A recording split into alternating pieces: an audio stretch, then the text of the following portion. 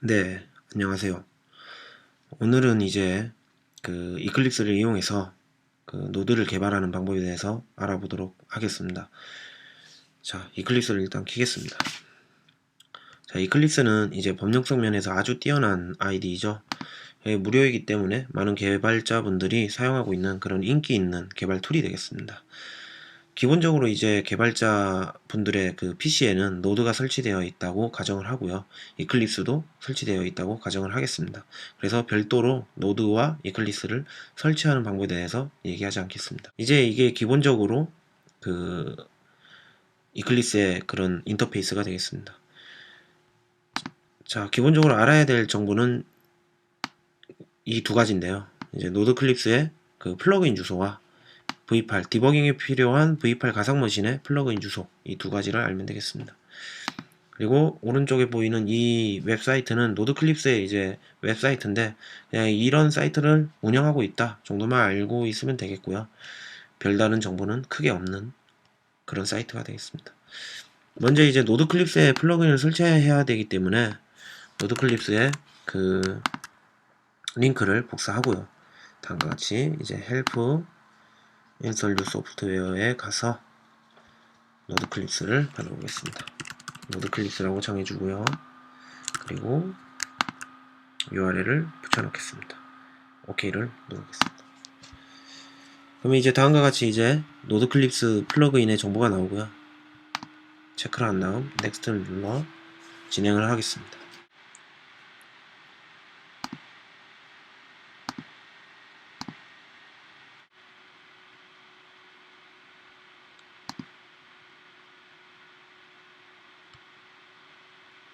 재시작을 하고요.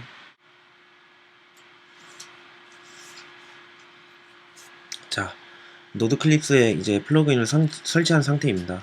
별다른 인터페이스에 변화는 없죠. 가장 먼저 노드클립스를 설치하고 할 일은 이클립스의 환경 설정에 들어가셔서 노드클립스에 대한 이제 경로를 잡아 주셔야 되는데요.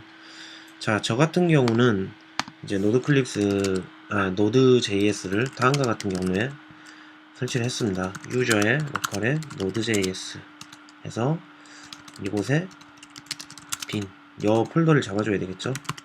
때려보면 이제 유저 로컬 노드 빈 이런 경로가 나옵니다. 저 경로를 잡기 위해서 이제 찾아가 줘야 되겠죠. 그래서 보시면 이제 유저 로컬 이제 노드의 빈 파일까지 그리고 노드를 선택을 해줘서 열기를 해줍니다. 그러면 어플라이를 해주면 이제 노드의 패스가 잡힌 게 되겠죠. 그래서 이제 new 그 오픈 가셔서 보면 이제 노드라는 이런 그 명칭이 생기는데요. OK를 누르면 네, 우측 상단에 보면 노드 프로젝트 구역으로 이제 전환된 걸 알 수 있습니다. 자, 저 같은 경우는 이제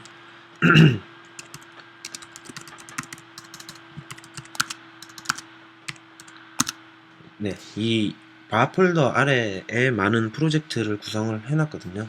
그래서 일로 가보시면 이제 기본적으로 이제 마이 노드 웹이라고 해서 익스프레스 기반의 그 웹 그 소스를 생성해 놓았습니다. 여기서 임포트 시켜도 되지만 그냥 바로 동일한 폴더명으로 생성을 하면요 그냥 이렇게 생성이 되는 걸 알 수 있습니다. 앱 소스를 볼 수 있죠. 노드의 스타일로 이제 연결이 되는 걸 알 수 있습니다. 보시면 이제 run as에서 노드 어플리케이션으로 이렇게 그 프로젝트를 시작할 수 있고요. 3000번 포트로 열렸기 때문에 한번 찾아가 보겠습니다. 네, 이렇게 기본적으로 접속이 된 걸 확인할 수 있습니다. 이게 다고요. 노드클립스는 별다른 게 없습니다. 뭐 자동 완성이라든지 뭐 그런 부분을 뭐 지원해 주질 않아요. 좀 열리질 않죠. 이제 이클립스에서 이제 노드.js를 개발하는 가장 큰 이유는 디버깅에 있습니다. 가끔씩 이제 탐색을 해야 하는 경우에 그런 디버깅을 이제 제공을 해주거든요. 디버깅을 위해서 V8 가상머신을 설치를 해야 되겠죠. 그래서 V8 가상머신에 플러그인 주소를 이렇게 복사하고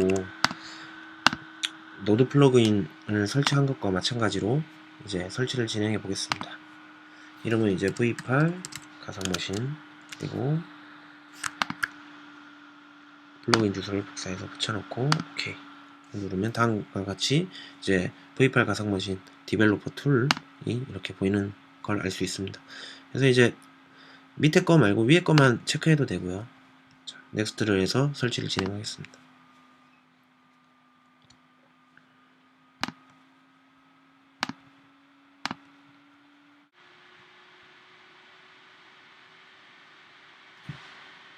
재시작을 해주고요. 네, 이렇게 시작된 걸 알 수가 있죠. 자, 기본적으로 이제 디버깅을 해볼 텐데요.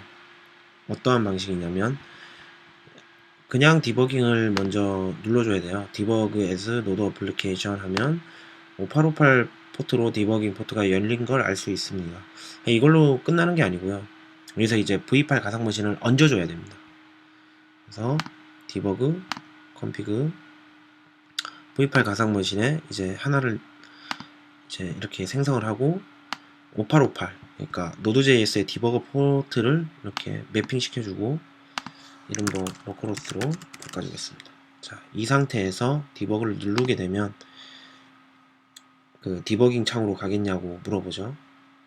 yes를 눌러서 가도록 하겠습니다. 하나 유념하셔야 될 게 이제 이 그 노드 소스로 그 디버깅이 이루어지는 게 아니고 이제 가상머신에 올라가져 있는 소스로 디버깅이 이루어져요. 다시 노드로 가보시면 이제 이렇게 로컬호스트에서 V8 가상머신에 이제 올라가져 있는 소스가 어떤 형태로 올라가져 있는지 볼 수 있습니다. 여기서 이제 그냥 디버깅을 하지 않고 바로 재생을 해보면요. 이렇게 주르륵 해서 이제 사용되는 많은 소스들이 이렇게 올라가는 걸 확인할 수 있습니다. 그러면 유저 소스를 한번 디버깅을 해보겠습니다. 유저는 이제 마이노드 웹의 이제 라우터 유저 여거와 동일한 소스죠. 여기서 중단점을 하나 걸어보고요.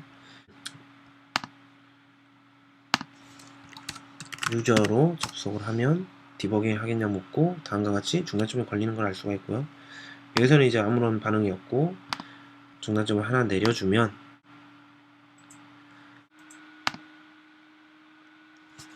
이렇게 그 응답을 받은 걸 확인할 수 있습니다. 자, 그러면 좀 더 디버깅에 대해서 더 보도록 하겠습니다. 멈춰주고요. 또 멈춰야 되겠죠. 다시 노드로 가서 이번에는 이 유저 소스에 조금 더 다른 일을 해보겠습니다. 같이 이제 10 그리고 B는 20 그리고 C는 30을 닫는다고 A 플러스 B를 닫고요. 여기서 C를 같이 출력하는 쪽으로 이렇게 소스를 수정해 보겠습니다. 다시 디버깅을 해보겠습니다. 5858 그리고 가상번신을 다시 띄우겠죠. 띄우면 역시 디버그 하겠냐고 물어봅니다. 재생을 일단 처음은 해주고요. 그 다음에 다시 노드로 가서 이 가상머신 소스에서 유저를 찾고요. 올라가져 있는 소스에서 중단점을 걸어주겠습니다. 그러면 디버깅 하시겠냐 묻고 이렇게 하나씩 내리면 오른쪽 상단창에서 다음과 같이 A는 10, B는 20 이렇게 값이 담겨 있는 걸 확인할 수 있죠. 또 내리면 C에 이렇게 30이 들어가 있는 걸 확인할 수 있습니다. 자, 근데 이 send라는 함수가 어떤 일을 하는지 궁금할 텐데 그런 거는 이제 타고 들어갈 수 있어요. 이렇게 into 해서 타고 들어가시면 이 send라는 함수가 어떤 일을 하는지 이렇게 하나 둘 확인할 수 있습니다. 그래서 보시면 req라는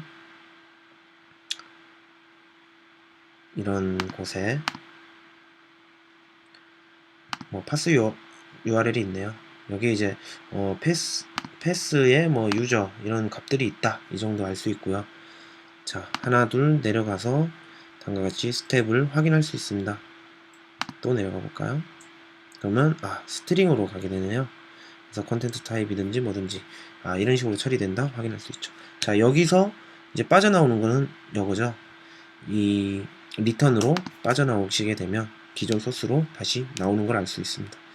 그래서 재생을 마치도록 하겠습니다. 그러면 다시 이렇게 리소스 30이라고 의도한 대로 이렇게 처리가 된다라는 걸 알 수 있죠. 이제 콘솔 로그를 찍으면 이제 많은 버그들을 잡을 수 있는데 가끔씩 어디서 버그가 시작되는지 모르거나 그리고 뭔가 그 변수의 값들을 확인하기 위해서는 이러한 디버깅이 더 효율적인 라고 생각을 합니다. 네, 이상으로 노드클립스를 이용해서 개발과 디버깅을 하는 법을 알아봤습니다. 감사합니다.